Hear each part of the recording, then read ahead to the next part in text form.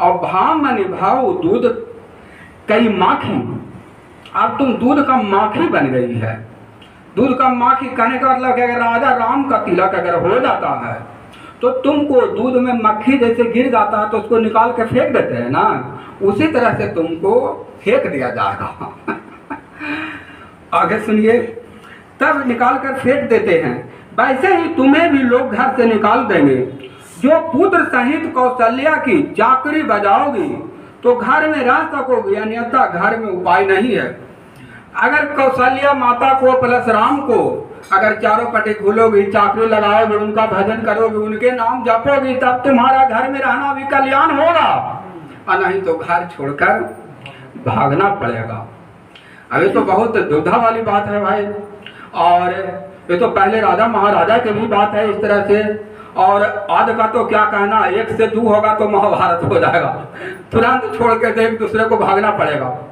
उसी तरह से, और वहाँ तो राज तिलक की बात हो रहा है रानी का उस तरह से, तो और वहाँ पर उस तरह से जो कैकेयी जो है वो उसके पास सब चीज गुण बुद्धि सब था, लेकिन उसका भी बुद्धि भ्रष्ट मंथरा ने कर दी, और मंथरा पर तो सरस्वती ही विद्वान थी।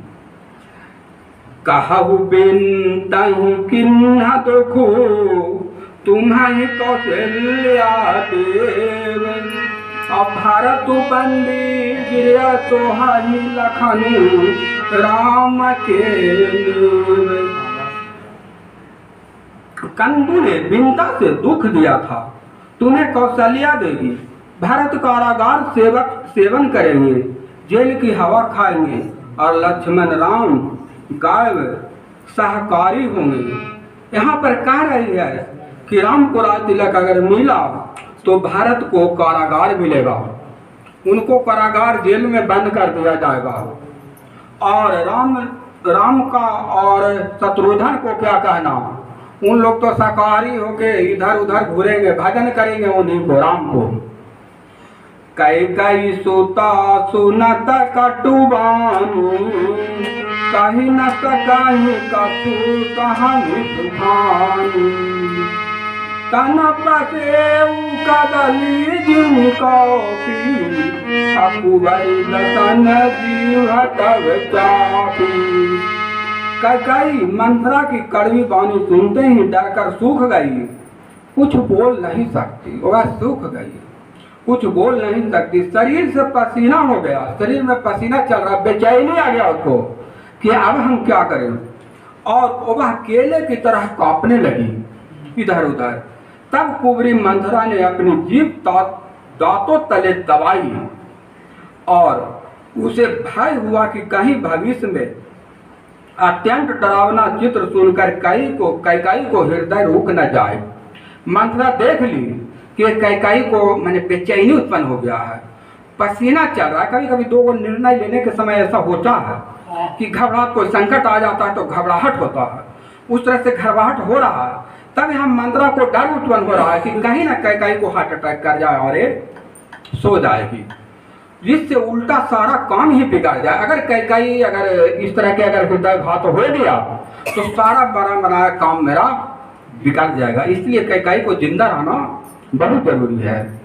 कहीं कहीं पोट का कपट कहानी, धीरज धराऊ पर बोधि सरानी, फिरा करम प्रिय लाग कुचाली, अब कहीं करारई मानी मराली।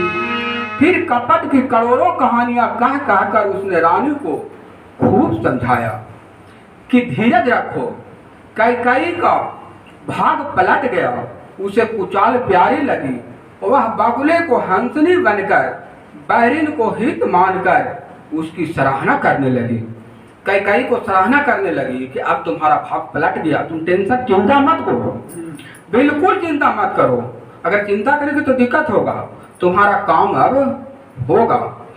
सुनु मंथरा बात फिर तोरी, दाहन आखन भर कई मोरी, दिन प्रीति देखौ राती पुष्पन, कहु न तोरी मोह बस अपने।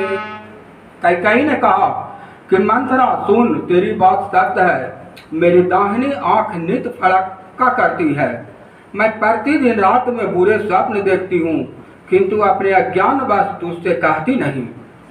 वो कैकेयी कह रही है कि ये सब बात जान करके पहले से ही तुमको कहने के पहले से ही मेरी दायां अंग फड़क रही है और रात को नींद भी आती है, लेकिन स्वप्न पूरा होता है। ऐसा देखिएगा, यहाँ पर कैकेयी कह रही है तो कैकेयी को दायां अंग, महिला को बायां अंग फड़कना चाहिए। अगर बायां आंख, बायां हाथ, बायां पैर, बायां अंग किसी प्रकार के अगर फड़कता है तो समझिए कि आपको शुभ है, अच्छा काम होने वाला है। और अगर रात को स्वप्न खराब आए, रात को स्वप्न बुरा स्वप्न आए तो समझिए कि कुछ अनहोनी होने वाला है। बिल्कुल समझ जाइए, इसमें एकदम 100% सत्य है। जागिए बहन जी, जागिए, कुछ भी इसमें संदेह नहीं है। बिल्कुल उसी तरह से अगर इनका, स्त्री का अगर दायां अंग फड़कता है, बायां अंग फड़कता है, दाहिना अगर फड़कता तो दिक्कत है, बायां अंग फड़कता है तब उस समय आपको अच्छा रहेगा। अगर दाहिना अंग फड़कता है तो समझिए कि वो गलत है। उसी तरह से पुरुष का हमेशा दायां अंग फड़कना चाहिए। अगर दायां अंग फड़क रहा है, हाथ हो, आँख हो या कोई भी अंग हो, अगर दायां अंग फड़क रहा हो तो समझिए कि आपका काम शुभ होने वाला है, एकदम निश्चित। अगर भगवान को भाजिएगा तो और मिनटे अनुभव होगा। हम लोग तो ऐसा हम लोग के साथ ऐसा हो रहा है कि मिनटे अनुभव होता है। 1-2 पैसा भी अगर हानि होने का सवाल अगर हो तो तुरंत इंडिकेट हो जाता है कि बायां अंग फड़कना शुरू हो जाता है। एकदम डेग अब अनुभव करते हैं। अब मिनटे पकड़ में आ जाता है कि क्या होने वाला है, तुरंत उसको टाल देते हैं, तुरंत उसको टाल देना है या सतर्क रहना है, बिल्कुल सतर्क रहना है। घाटा नहीं सहना है, वहाँ पर लाभ के बारे में ही सोचना है। उसी तरह से अगर घाटा होने के बारी है तो सतर्क हो जाइए, वहाँ लाभ के बारे में सोचना है। उसी तरह से ऐसा हम लोग भी अनुभव कर रहे हैं, एकदम मिनटे अनुभव करते हैं कि आज क्या होने वाला है। हर समय यही चीज आप लोग भी समझिए, उसी के अनुसार कार्य कीजिए। अगर किसी से कोई काम अगर हो और वो आपके समझ आए या रास्ता में मिल गए, करवाना चाहते हैं काम या कुछ भी, तो उनके बात में आ सक के हो सकता है आप अपना काम टाल दें। लेकिन जखन आपका इंडिकेट मिल गया कि हमको दायां अंग फड़क रहा है तो नहीं टालना है, वो काम को करना है। अगर कितनों ही अच्छा काम हो, आप घर का नींव देने जा रहे हो, पूजा करने जा रहे हो, कहीं भी जा रहे हो, अगर बायां अंग फड़कना शुरू हो जाए जेंट्स के लिए तो उसको टाल दे या रास्ता बदले, समय बदले या सतर्क रहे। सबसे बड़ी चीज है कि सतर्क रहे, कहाँ क्या होने वाला है वहाँ सतर्क रहे। उसी प्रकार के महिला को जखन ये दायां अंग अगर महिला को फड़के तो समझ लीजिए कि आपको हानि होने वाला है। एकदम 100% सत्य है, इसको विश्वास करके रखिएगा। अपने चलत ना आजू लगी अनभल काहू कहीं अदे कहीं बार मोही देव दुहत दुख रामचंद्र जी। अपने चलते जहाँ तक मेरा बस चला, मैंने आज तक कभी किसी का बुरा नहीं किया। फिर न जाने किस पाप से देव ने मुझे एक ही साथ दुख दिया है। तब कैकेयी कह रही है कि आज तक मैं किसी के साथ गलत नहीं किया हूँ, लेकिन तुम जो कह रही है उसके अनुसार हमें दुख ही दुख आ रहा है, ये बहुत बड़ा दुख है।